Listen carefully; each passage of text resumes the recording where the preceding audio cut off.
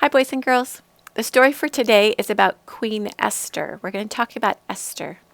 I want to give you some background to understand what's happening.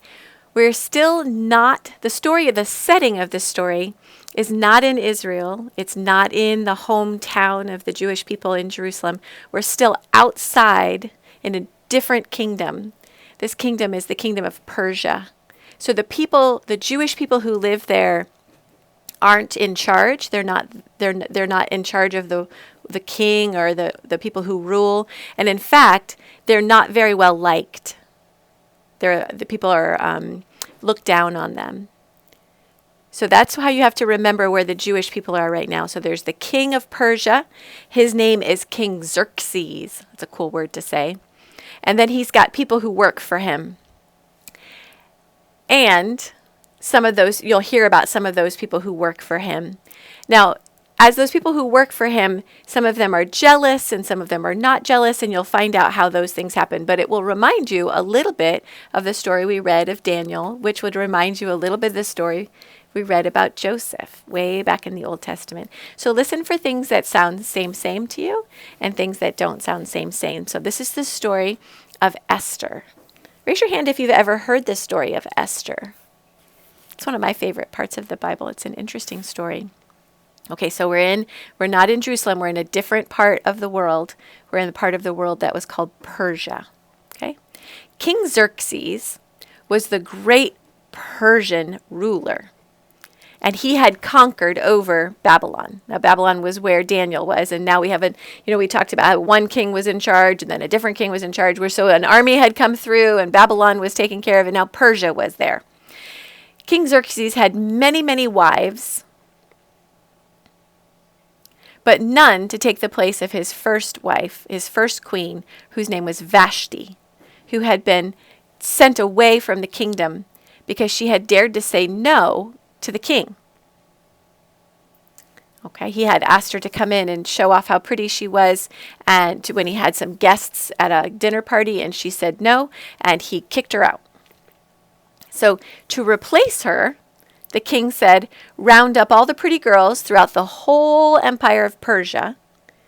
And the people who worked for him said, okay. And they're going to go find a new queen who was very beautiful.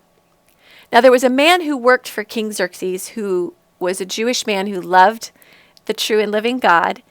And so he was a Jew, but he was not living with other Jews. He was living in this land of Persia. Like many others, he had not returned back to Jerusalem, so he had stayed where he was. Now, Mordecai, say Mordecai, he's a Jewish man, say Mordecai the Jewish man. He had adopted an orphan who happened to be like a cousin of his, but he adopted the orphan, a little girl, and helped to raise her up. She was very beautiful. Her name was Esther. And so when they came by to find all the pretty girls in the empire, they found Esther because she was very beautiful. And they rounded her up to take her to the palace. Now, Mordecai said to her, now don't tell anyone that you're Jewish when you go, because it wasn't obvious she was Jewish. She lived like everybody else did in Persia. The palace officials in charge of all the girls liked Esther. That reminds you a little bit of Daniel. They found favor with the people who were in charge. She was very gentle, and she was very pleasant.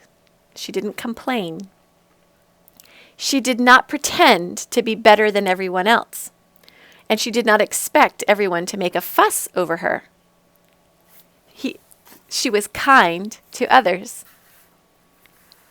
And so the man in charge of the palace was especially kind to her. Now Mordecai came to the court, to the castle where the king was, to visit Esther to make sure she was okay.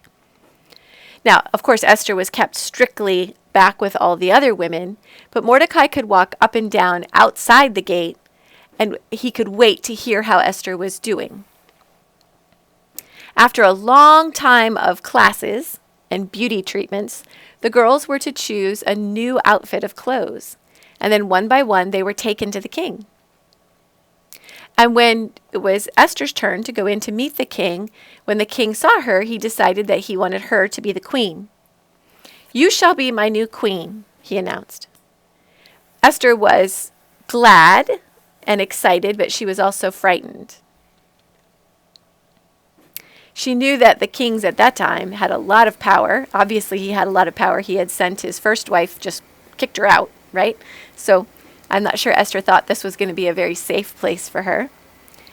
She knew that any time that she could displease the king, like the last queen had done. By this time, Mordecai had been given a job inside the palace. So the cousins could send messages back and forth to each other. So Mordecai was in the palace, and Esther was in the palace. One day, Mordecai, who was listening carefully to make sure that Esther was safe, learned of a plan that the people had to kill the king.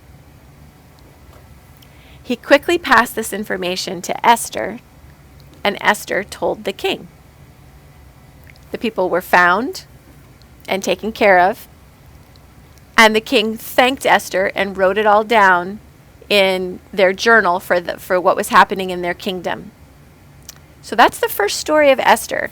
And the fact that she was able to help the king and able to warn the king based on Mordecai's information. Remember, Mordecai is her cousin who raised her up. Kind of, you could picture him sort of like a daddy, or like an uncle who raised her up. Okay? And because of his information, he was able to help her tell the king how to be safe. So that's the beginning of the story of Esther. There's a lot of moving parts in that story, but I'll try to help you make sense of it. I'll see you tomorrow, boys and girls. Remember to thank God out loud every day. Bye-bye.